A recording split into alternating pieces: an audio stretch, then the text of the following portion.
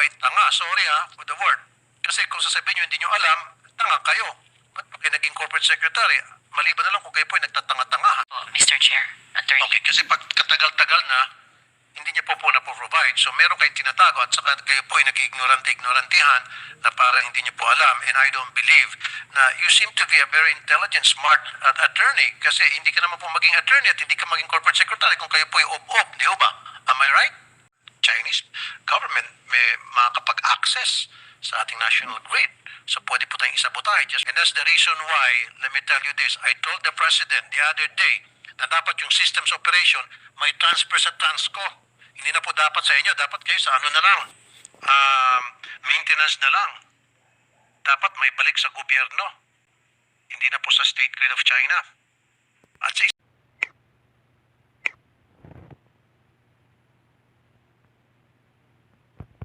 na 95% ng kita po ng Ngcp na pupunta po sa dividendo and only 5% ang nire-reinvest sa development. What the F? Bakit po ganon?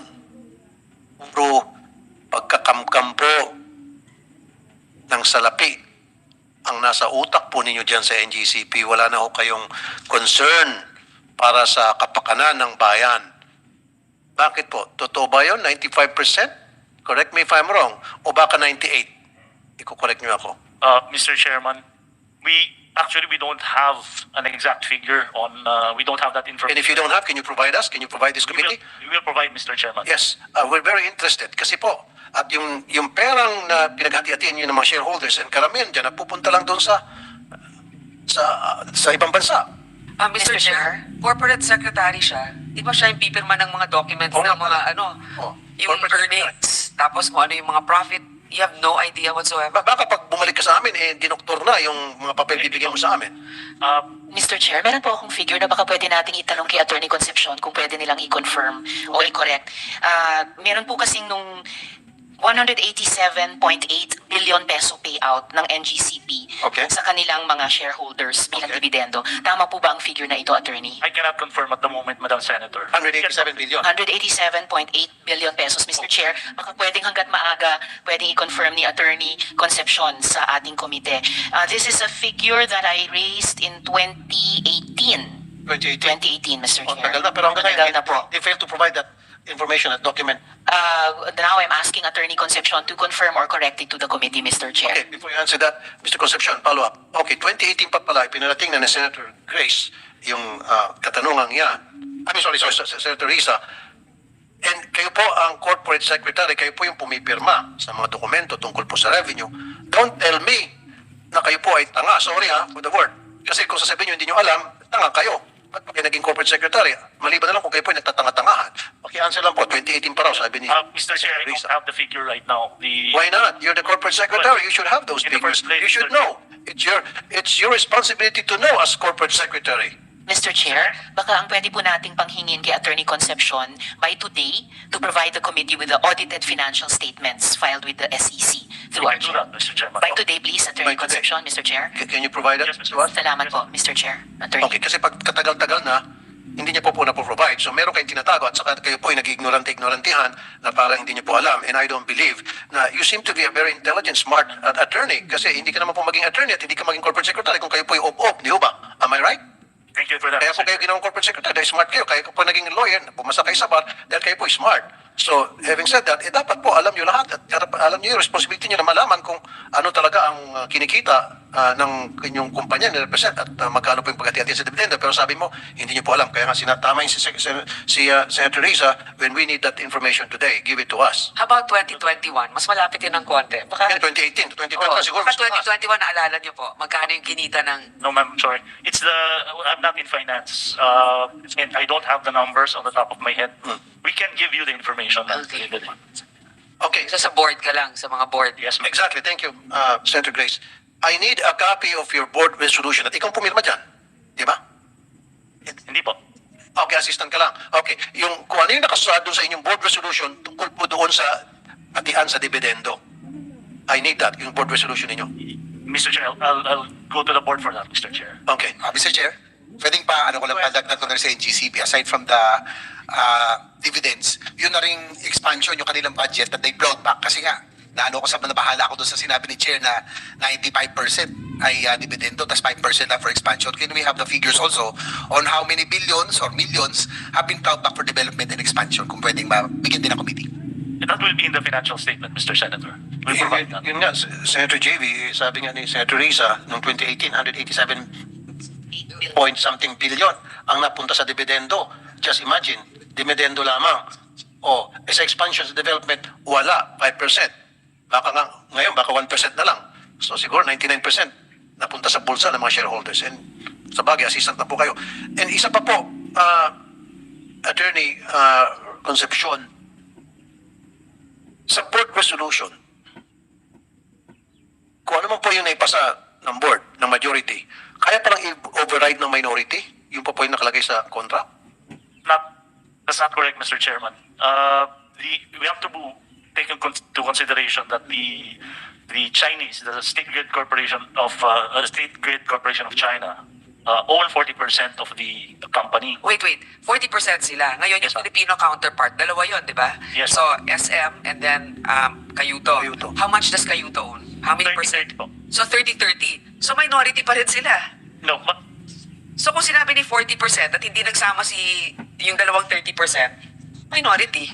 well, that may be correct in theory, Ma'am Senator, but in practice that hasn't happened. It doesn't, but it can. No, ma'am, because Why can't it? No, For no. example, the group, one of the 30% owners joins the 40%. Di ba? well, Parang, theoretically, like I said, can be possible, but Okay. But did it happen already? not yet, Mr. Senator, Not yet. Mr. Chairman. Pero it is possible na mangyari yon. Well, Kasi sabi mo not yet. no. pati. In theory, Mr. Chairman. But we have to remember that if it's going to be a, well, quote-unquote showdown between the Filipinos and the Chinese, I don't think there will be any question with regard to the loyalties of... Eh kung sa ngalan ng salapi, wala na sigurong Chinese o Pilipino, basta't perang pinag-uusapan, eh nakabulag na siguro lahat. But anyway, nabanggit niyo po yung State Grid of China, 40%. Now, from my understanding, is base po sa intel report na tanggap ko, remotely makaka-access daw po yung China, yung State Grid of China sa national grid natin, sa main grid natin. At saka isa pa po, sir, doon po sa planta ng NGCP, puro Chinese characters ang nakasulat sa instructions ng mga sensitive, mga kagamitan doon. Okay? Pati manual Chinese characters. At isa pa po, may dagdag ko pa. Yung Transco, alam niyo po yung Transco ano? Na karapatan po nila, dahil may-ari po talaga originally ng ating transmission, mga transmission line ang nag-build dyan ay yung Transco. That's government. And yet, Transco is not allowed to enter into the premises of NGCP. Kakasuhan pa ng trespassing pag nagpumilit. Mr. Chairman, actually that's not also accurate that Transco is not welcome in our premises. Not accurate. I have some people who would attest to No, my statement. Mr. Chairman, what we have with Transco is we need to coordinate with each other for these visits. Kasi I think what happens is that some Transco personnel go to our substations unannounced. Of course, Kasama lang po ang unannounced. And I'm doing that as well sa mga iba't ibang agency ng ating gobyerno para surprise visit, para mabulaga kung meron mga itinatago, merong ginagawang kamalian. Eh kasi pag i-coordinate sa inyo, bigyan kayo ng heads up, makapag-prepare kayo, malilinis yung mga maruruming mga gawain nyo doon sa loob ng inyong planta. Dapat talaga unannounced. Eh kaso nangyari, then ginawa po ata ng Transco several times na pupunta doon unannounced para mag-inspeksyon, hindi nyo po pinapapasok. Gobyerno yan. This is still Philippine territory, hindi po to China territory. Ba't yung pasok yung Pilipino sa loob ng planta na kung saan lupain pa rin ng Pilipinas na nagmamayari? Ba't yung pagbabawalan? 40% lang pagmamayari sa NGCP ng State Grid of China. Mr. Chair, we have an existing protocol with Transco that we coordinate before each and every visit. Now, in all, my recollection is that the cases filed that you were mentioning was not actually, these were not actually Transco personnel, but people who belong to a third party, well, for lack of a better term, auditor. So we don't. Kaya nga, pero these people were sanctioned by Transco to do the monitoring for them. So what's wrong with that? Still, they were delegated by Transco to do the monitoring. Mr. Chairman, siguro magandang pakinggan pakinggan yung Transco ngayon. If they, kasi panibago na nandito naman yung yung Transco. puno ngayon if they've exerted that right to inspect NGCP. Okay, go ahead. Thank you. Good morning, Mr. Chair and members of the committee. We confirm, Your Honor, that the NGCP did not allow some of our subcon personnel, but they allow us to inspect the transmission assets. They don't just allow us to inspect the new projects. At bakit daw po? Ano pong binibigay sa na palusot sa inyo? They maintain, sir, that new projects are not yet transmission assets. Oh. They are not yet energized. And dapat po, di ba, karapatan nyo na makita yan, ma-monitor, ma-inspect. And yet, they don't allow you. At kakasuhan pa kayo ng trespassing pag nagpupumilit kayo, di ba? O si, Mr. Chair, kasi siguro sinasabi, yung transmission area pwede, pero dun sa iba hindi. Pero matanong ko nga yung ERC, kailan kayo huling nagkaroon ng audit dyan sa NGCP? Opo. Mayroon pong tinapos na regulatory asset-based audit. Nag-start po ng 2019 nga po. Kakatapos lang po ng 2022. So yung results nun, meron na? Opo. Naka-publish din po sa website po Okay, namin. anong evaluation? Good? Hindi pa po tapos yung evaluation. Ano pa lang po ito nung auditor, nung consultant na. 2019, hindi pa tapos hanggang ngayon. Tapos na po yung report. Ini-evaluate na po ng commission kasi po it was commissioned as part of the reset of the rate reset of NGC. Okay, but then, for the past how many decades, ilang beses kayo nagkaroon ng audit? I think yung huli po before this 2019 was 2008, 2009. Tagal, ano? Madam Senator. Okay, thank you, Mr. Chair. okay, I would like to acknowledge the presence of Senator Robin Padilla. Senator Padilla, do you have an opening statement? Okay. Now, isa lang, Senator Riza. I-request ko po ito sa NGCP, yung shareholder agreements and share purchase agreement of all shareholders. Can we have that? Pwede ba? Mabigyan nyo kami yan tomorrow? I will seek the approval of the board, Mr. Chairman, because as you know, there's actually an arbitration case between NGCP and Transco and PISAM. So you mean confidential to kailan ikukorte pa?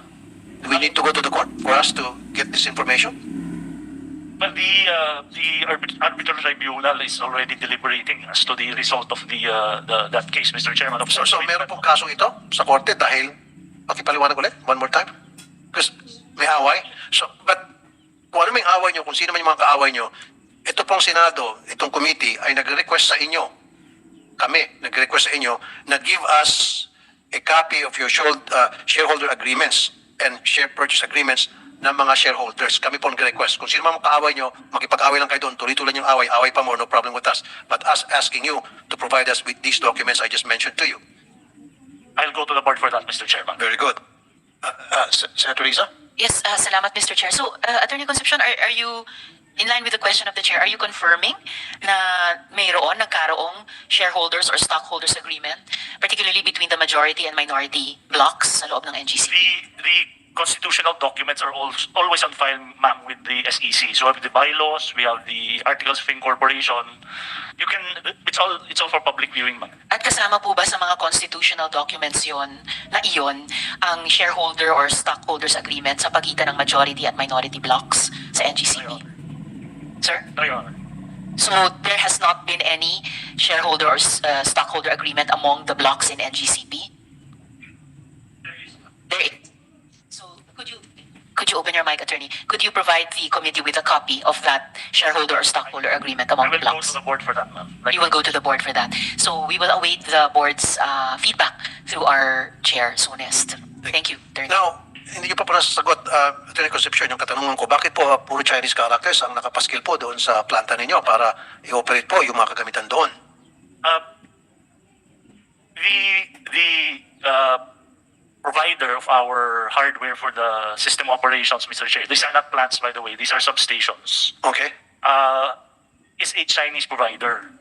Now, the instructions to that system were in Chinese originally, but also they have English translation, because of course our Filipino engineers had to go through training for that. So meron pa rin pong English na na So, yung po mga operator ninyo ay Chinese, kaya nga may Chinese character. Siyempre, kung Pilipino, nandun pa yung Chinese characters na yun. They get rid of those Chinese characters. Burahin nyo na yun. Naka-insulto naman. Dito kayo sa Pilipinas at Pilipino nagpapatakbo. Kung totoo talagang mga Pilipino, bakit kailangan pa may Chinese character? For what? Yes, Mr. Chair. Baka may mga Chinese employees po kayo? Wala. Wala. Wala po. Are you sure? Yes, yes. Kasi meron po ako natanggap na info. Meron na po kayo mga Chinese employees, Chinese technicians. Although hindi na po ganun karami, pero dati na po halos lahat dominated to by Chinese engineers and technicians. Pero ngayon na po medyo nabawasan. Dati rata kung 100, ngayon na po ata parang 99 na lang. No, Mr. Chair. The only Chinese that are in the country that are connected to NGCP are 3, and these are the members of the board. So they sit in the board, and they represent the shareholdings of State Grid of China, a corporation of China. And do you agree na it poses a national security threat? Ito pong State Grid of China, 40% ang nagmamayari at ayon po sa Intel report na natanggap ko, remotely the National Grid of China, Chinese government, may makakapag-access sa ating national grid. So pwede po tayong isabotahe, just like what happened to Russia and Ukraine, lalo na po sa nangyari siguro sa pagitan ng China at Philippines because of the West Philippine Sea. That's not also correct, Mr. Chairman, because in the first place, like I said, only Filipinos are manning the substations. Secondly, How do you know? How do you know? Kung yun nga pong hinihingi ko sa'yo bilang corporate secretary, hindi mo mabigay-bigay, hindi mo alam. Yung pa kaya yung tungkol po sa national security threat, sabi mo that's not correct. What do you know about national security? Mr. Chair. Go ahead, Senator Risa. Salamat, Mr. Chair. Following the line of questioning of the Chair, Mr. Chair, I need to add my voice to the Chairs to correct right away. Hindi po madaling sabihin na hindi national security threat, na may ibang bansa, na state-owned enterprise, na may obligasyon mangolekta ng impormasyon o intelligence at ibigay sa kanilang gobyerno sa Beijing tungkol sa ating bansa at maging tungkol sa ating gobyerno, ay isang bansa na napaka hindi kaibigan ang pagtrato sa atin sa karagatan sa West Philippine Sea. Isang bansa na nandun din sa ating telecommunications industry and lalo na sa ating national grid para sabihin natin na hindi national security threat yon. Hindi po tama yon, Mr. Chair. Maling-mali po yon. Just for the record, Mr. Chair. Salamat. Thank you, Senator Risa. Yun nga sinasabi ko dito kay Attorney Concepcion. Sabi niya, that's not gonna happen. It's not happening. Kaya sabi ko sa kanya kanina, how would you know? Samantalang yung tinatanong ko na teritoryo mo yun na dapat alam mo bilang Assistant Corporate Secretary tungkol po doon sa mga documents sa revenue, hindi mo alam. Ito pa kay sa national security. Anong alam niyo po sa national security? It is a national security threat. And I've heard this from sa intelligence community natin dito sa Pilipinas, and they were telling me, Senator Tulfo, this poses a national security threat, itong pong 40% na pag-aari po ng State Grid of China, na dapat po, gobyerno natin ang namamahala sa systems operation. And that's the reason why, let me tell you this, I told the President the other day, na dapat yung systems operation may transfer sa Transco. Hindi na po dapat sa inyo, dapat kayo sa ano na lang, maintenance na lang. Dapat may balik sa gobyerno. Hindi na po sa State Grid of China.